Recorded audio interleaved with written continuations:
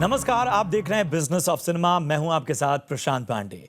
Business of cinema यानी इसी business के सोशल मीडिया प्लेटफॉर्म का वो खास सेगमेंट जहां पर सिनेमा के चढ़ते उतरते ट्रेंड्स के अलावा सितारों का मार्केट आजकल कैसा चल रहा है ये भी हम बात करते हैं। सिर्फ बॉलीवुड ही नहीं बल्कि साउथ और हॉलीवुड इंडस्ट्री पर भी हमारी नजर रहती है। और आज बहुत ही खास चर्चा हम करने वाले हैं और ये चर्चा इसलिए भी जरूरी है क्योंकि कोरोना ने सबसे ज्यादा नुकसान फिल्म इंडस्ट्री को पहुंचाया और पूरा साल गुजर गया, लेकिन ढेर सारी शर्तों के बीच सिनेमा कारोबार और मल्टीप्लेक्स बिजनेस से जुड़े जो लोग थे वो लगातार कहीं ना कहीं नुकसान में रहे और दर्शकों का स्वागत भी हुआ तो बड़े आधे मन से, क्योंकि बहुत सारी रिस्ट्रिक्शंस थी। लेकिन बॉलीवुड नुकसान सहने के मूड में इस बीच नहीं था, इसलिए जो शर्तें थी उन सब के बावजूद बड़ी फिल्मों के रिलीज से वो बचता रहा। लेकिन इस बीच साउथ इंडस्ट्री ने हिम्मत दिखाई और मास्टर, जो कि दक्षिण भारतीय भाषाओं के साथ ही हिंदी में रिलीज हुई, 50% ऑक्यूपेंसी की शर्त भी थी, उसके बावजूद मास्टर ब्लॉकबस्टर साबित हुई।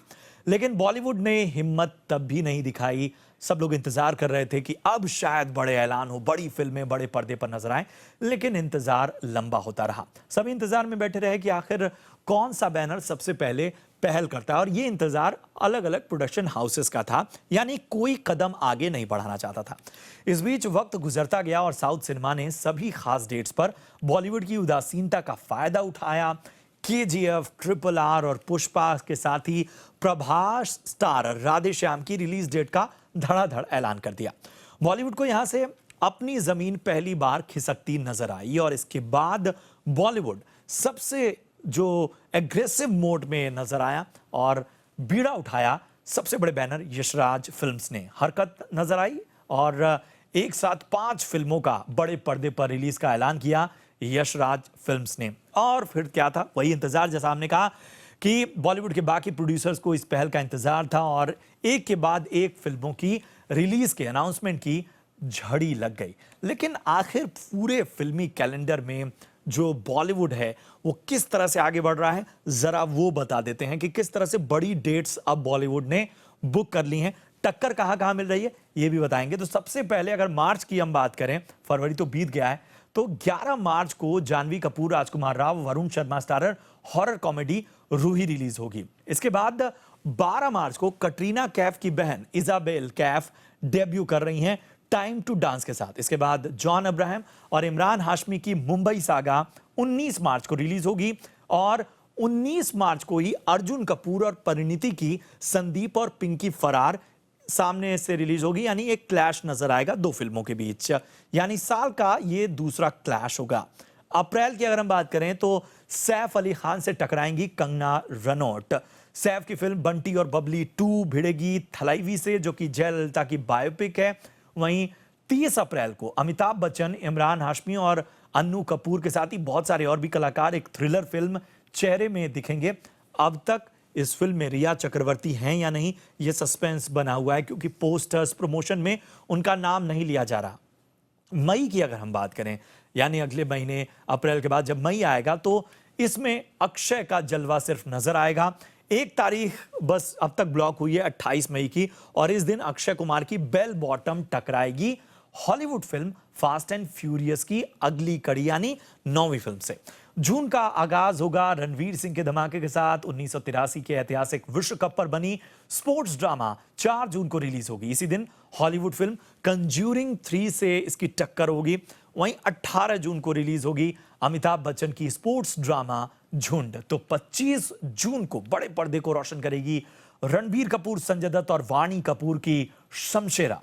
2 जुलाई आएगी तो 2 आर्मी बैकड्रॉप की फिल्में एक साथ होंगी। एक तरफ सिद्धार्थ मल्होत्रा की कारगिल हीरो विक्रम बत्रा की बायोपिक शेरशाह, तो दूसरी तरफ होगी 26/11 के शहीद मेजर संदीप उन्नीकृष्णन की बायोपिक मेजर, जिसे साउथ सिनेमा के हक से लाया जा रहा है, लेकिन हिंदी में भी यह फिल्म रिलीज हो रही है। 9 जुलाई को रिलीज होगी आयुष्मान खुराना और वाणी कपूर स्टारर चंडीगढ़ करे आशिकी। 16 जुलाई को होगा साल का सबसे बड़ा धमाका, जब पर्दे पर तहलका मचाने आएगी कन्नड़ा सुपरस्टार यश की केजीएफ चैप्टर 2। और 30 जुलाई को होगा साल का एक बड़ा टकराव, जब प्रभास और पूजा हेगड़े की एक period love story Radhe Shyam के सामने होगी आलिया भट्ट की गंगूबाई काठियावाड़ी। अगस्त की अगर हम बात करें तो आगाज एक बार फिर अक्षय कुमार करेंगे। धनुष और सारा अली खान के साथ उनकी फिल्म अतरंगी रे 6 अगस्त को रिलीज होगी। 13 अगस्त को जॉन अब्राहम की अटैक सामने होगी यानी इंडिपेंडेंस डे वीक।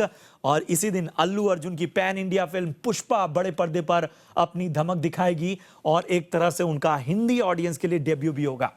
इसी महीने के आखिर में रिलीज होगी रणवीर सिंह की जयेश भाई जोरदार, जो कि 27 अगस्त को रिलीज होगी।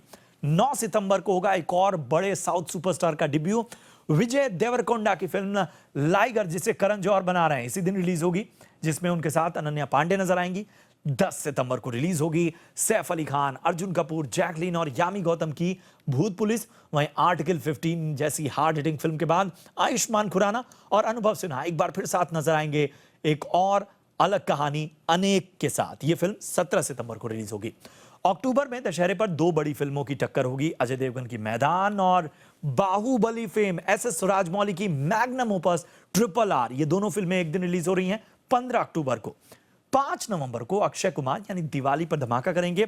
पीरियड फिल्म पृथ्वी राज होगी बड़े पर्दे पर। तो 19 नवंबर को कार्तिक आर्यन लेकर आएंगे भूल भुलैया पार्ट 2। दिसंबर रिलीज को लेकर अभी भी सस्पेंस बरकरार है, लेकिन क्रिसमस पर चूंकि हॉलीवुड ने अपनी फिल्म का ऐलान कर दिया है, यानी स्पाइडरमैन सीरीज की अगली फिल्म, और क्या लाल सिंह चड्ढा क्रिसमस पर आमिर लेकर आएंगे, ये सवाल बना हुआ है, क्योंकि बहुत सारी बातें हैं जो अंडर करंट चल रही हैं। इसी के हिसाब से इस महीने की बाकी डेट्स फिल्मकार तय करेंगे कि आखिर उन्हें किस डेट पे आना है। तो साल भर का कैलेंडर ये बॉलीवुड का, और करोड़ों हजारों करोड़ दांव पे लगे हुए हैं। क्या पिछले साल की रिकवरी हो पाएगी, ये देखना होगा फिल्मों के बिजनेस के लिहाज से। फिलहाल बिजनेस ऑफ सिनेमा में इतना ही। कैसा लगा आपको ये सेगमेंट, जरूर बताइए हमारे सोशल मीडिया पेज पर। नमस्कार।